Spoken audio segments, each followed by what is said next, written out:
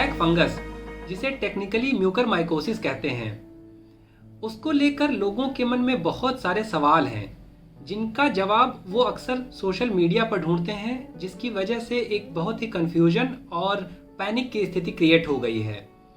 आज के वीडियो में हम इन्हीं कॉमन सवालों को एड्रेस करेंगे।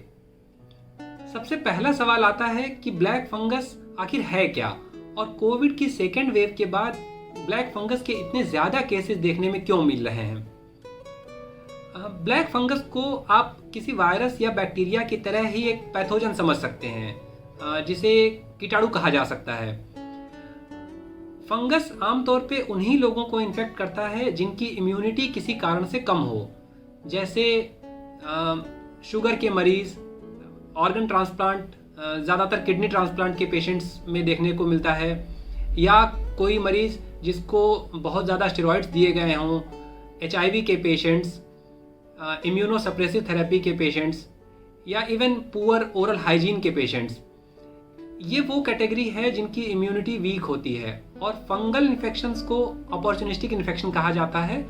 मतलब ये ऐसे इन्फेक्शन है जो किसी नॉर्मल इंसान को नहीं होते हैं, लेकिन अगर उसी इंसान की इम्यूनिटी कम हो जाए किसी वजह से तो वो उसको तुरंत इन्फेक्ट कर देते हैं। और यही वजह है कि कोविड की सेकेंड वेव के बाद इतने ज़्यादा केसेस देखने में आए। इतने ज़्यादा लोगों को कोविड इन्फेक्शन हुआ जिनके इलाज के लिए उन्हें स्टेरॉइड्स दी गई। शुगर के बहुत सारे केसेस देखने में आए स्टेरॉइड की वजह से। बहुत से लोगों को हॉस्पिटलाइज होना पड़ा, वेंटिलेटर पे जाना पड़ा, जिसकी वजह से अपॉर्चुनिस्टिक इन्फेक्शन के चांसेस बढ़ गए। तो इसी से जुड़ा हुआ दूसरा सवाल ये आता है कि क्या बिना कोविड के भी ब्लैक फंगस हो सकता है। जी हाँ, अगर किसी पेशेंट की इम्यूनिटी कम हो तो भले ही उसे कोविड ना हुआ हो, लेकिन अपॉर्चुनिस्टिक इन्फेक्शन के चांसेस हमेशा रहते हैं। अगर किसी को बहुत ज़्यादा शुगर है और बहुत दिनों से है, या कोई ऑर्गन ट्रांसप्लांट का पेशेंट जो कि इम्यूनोसप्रेसिव थेरेपी पे है, so definitely there are chances of opportunistic infection like fungi.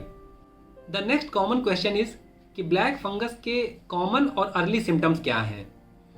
So the earliest symptoms of black fungus are nose block होना, आंखों से धुंधला दिखना, आंखों में दर्द होना या आंखों में लाली आना, नाक से या कान से ब्लैक फ्लूइड निकलना, काले रंग का तरल पदार्थ या ब्लैक क्रस्ट जम जाना। ये सबसे कॉमन सिम्टम्स हैं जिसकी वजह से पेशेंट्स प्रेजेंट करते हैं और उन्हें फर्दर इन्वेस्टिगेशंस जैसे CT स्कैन या टिश्यू बायोप्सी के लिए भेजा जाता है, जिसमें ब्लैक फंगस की डायग्नोसिस कंफर्म होती है। देन द क्वेश्चन कम्स कि ब्लैक फंगस से बचाव कैसे करें। So as I said in the initial part of video कि ब्लैक फंगस ज़्यादातर 99.9% केसेस में उन्हीं लोगों को होता है जिनकी इम्यूनिटी कम होती है। तो इससे बचाव का तरीका यही है कि अपनी इम्यूनिटी स्ट्रांग रखें, शुगर ना बढ़ने दें, अननेसेसरी स्टेरॉइड्स ना खाएं, और न केवल स्टेरॉइड्स बल्कि कोई भी दवा बिना डॉक्टर की सलाह के ओवर द काउंटर ना लें, क्योंकि ऐसा देखा गया है कि इवन जो मल्टीविटामिन्स होते हैं जैसे जिंक या आयरन, उनके एक्सेसिव इंटेक से भी ब्लैक फंगस के चांसेस ज़्यादा होते हैं। हाइजीन का ध्यान रखें।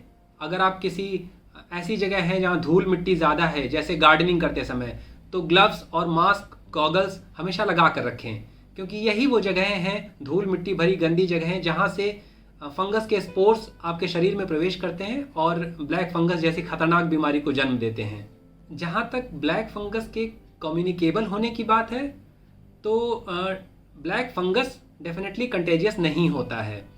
अगर एक इंसान को ब्लैक फंगस का इन्फेक्शन है तो उस इंसान से ब्लैक फंगस का इन्फेक्शन दूसरे इंसान को नहीं होता है, अनलेस कि दूसरे इंसान की इम्यूनिटी किसी वजह से कम ना हो। So in nutshell, to protect yourself from black fungus और mucormycosis, protect yourself from COVID, wear mask, practice sanitization, and always follow social distancing, and keep your immunity boosted up, not by taking multivitamins but by taking healthy food and doing regular exercises.